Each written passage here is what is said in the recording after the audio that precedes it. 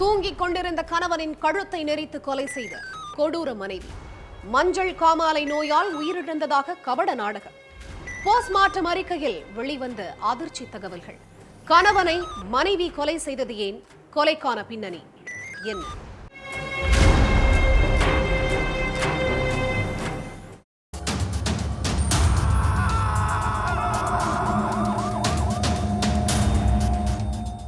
மஞ்சள் காமாலையினால என்னுடைய கணவர் மயங்கி விழுந்துட்டாருன்னு பதறி அடிச்சுக்கிட்டே ஒரு அம்மா 108 ஆம்புலன்ஸுக்கு கால் பண்ணி இருந்திருக்காங்க. உடனே அங்க வந்த ஆம்புலன்ஸ் ஊழியர்கள் மயங்கி கிடந்தவரை மீட்டு ஹாஸ்பிட்டலுக்கு அழைச்சிட்டு போற வேலையில ஈடுபட்டு இருந்திருக்காங்க.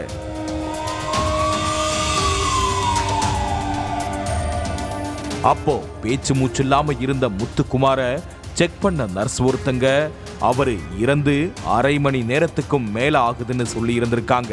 அதே நேரத்துல கழுத்துல நகை கீறல்கள் இருக்கிறத பார்த்த ஆம்புலன்ஸ் ஊழியர்களுக்கு முத்துக்குமார் மஞ்ச காமாலையால உயிரிழக்கல, வேற ஏதோ நடந்திருக்குதுன்னு சந்தேகம் வந்திருக்குது. அடுத்து அவரோட மனைவி கிட்ட உங்க கணவர் எப்படி மயங்கி விழுந்தாரு, எவ்வளவு நாளா அவருக்கு மஞ்சள் காமாலை இருந்துச்சு அப்படின்னு துருவி துருவி கேள்வி கேட்டிருந்திருக்காங்க. 6 மாசமா என்னோட கணவர் மஞ்சள் காமாலைக்கு ட்ரீட்மெண்ட் எடுத்துட்டு இருந்தாரு, திடீர்னு இப்படி நடக்கும்னு நினைச்சு கூட பார்க்கலன்னு சொல்லி மனைவி கதறி அழுதுருக்காங்க. அவங்களோட பேச்சுல ஒருவித தடுமாற்றத்தையும் பதட்டத்தையும் பார்த்த ஊழியர்கள், இந்த அம்மா நம்ம கிட்ட ஏதோ பொய் சொல்றாங்க, சடலத்தை போஸ்ட்மார்ட்டம் பண்ணினாதான் உண்மை வெளியே வரும்னு ஹாஸ்பிட்டலுக்கு அனுப்பி வச்சிருந்திருக்காங்க. அதுக்கப்புறம் அவருடைய போஸ்ட்மார்ட்டம் ரிப்போர்ட்டும் வந்திருக்குது. அதுல முத்துக்குமார் கழுத்தை நெரிச்சு கொலை பண்ணியிருக்கிறது தெரிய வந்திருக்குது.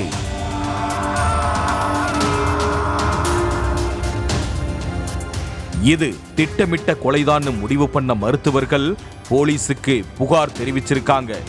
அதுக்கு பிறகு அங்க வந்த போலீஸ் முத்துக்குமாரோட போஸ்ட்மார்ட்டம் ரிப்போர்ட்டை வச்சு அவருடைய மனைவி கிட்ட விசாரணை நடத்தினாங்க.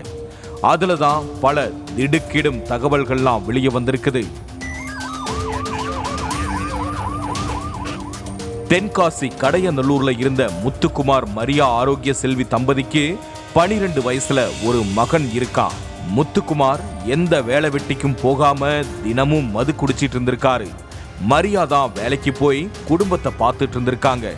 தினமும் மது குடிக்கிறதுக்காக மரியா கிட்ட பணம் கேட்டு டார்ச்சர் பண்ணிட்டு இருந்திருக்காரு முத்துக்குமார். தனி ஆளா குடும்பத்தை பார்த்துட்டு இருக்கேன், தினமும் மது குடிக்க காசு கேட்டு டார்ச்சர் பண்றீங்களேன்னு மனைவி சொல்லி இருந்திருக்காங்க.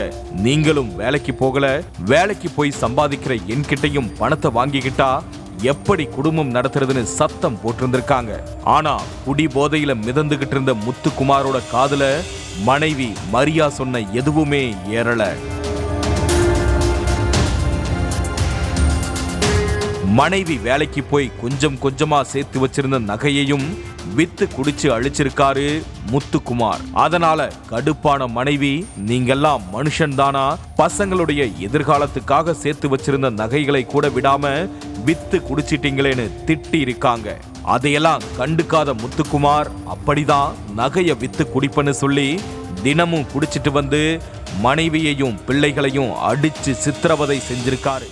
அதோட விடாம அடுத்து முத்துக்குமார் பேசின பேச்சுதான் மரியா ஆரோக்கிய செல்விய உண்மையாவே பத்திரகாளியா மாத்தி இருக்குது. தினக்கூலி வேலைக்கு போற உனக்கு நகை சேர்க்கிற அளவுக்கு எப்படி பணம் வந்தது, வெளியில ஆண்கள் கூட ஊர் சுத்துறியான்னு வாய்க்கு வந்தபடி பேசியிருக்காரு. இதையெல்லாம் கேட்டு நொந்து போய் எதுவுமே பேச முடியாம கண்ணீர் வடிச்ச மரியா அமைதியாவே இருந்திருக்காங்க.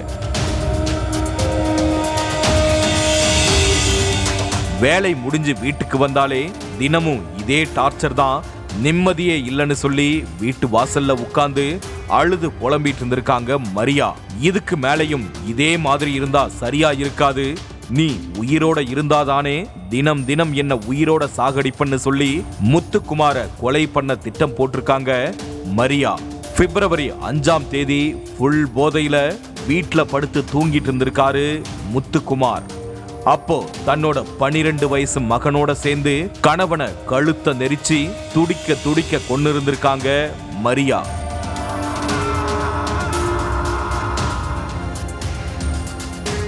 தினமும் டார்ச்சர் தாங்க முடியாம கணவனை கழுத்தை நெரிச்சு கொலை பண்ண மரியா மஞ்சள் காமாலையால கணவன் இறந்துட்டாருன்னு கணக்கச்சிதமா கதை சொல்லி தப்பிச்சிடலாம்னு கணக்கு போட்டிருந்தாலும் காவல்துறை கிட்ட இருந்து தப்பிக்க முடியாம இப்போ ஜெயில்ல கம்பி எண்ணிக்கிட்டு இருக்காங்க.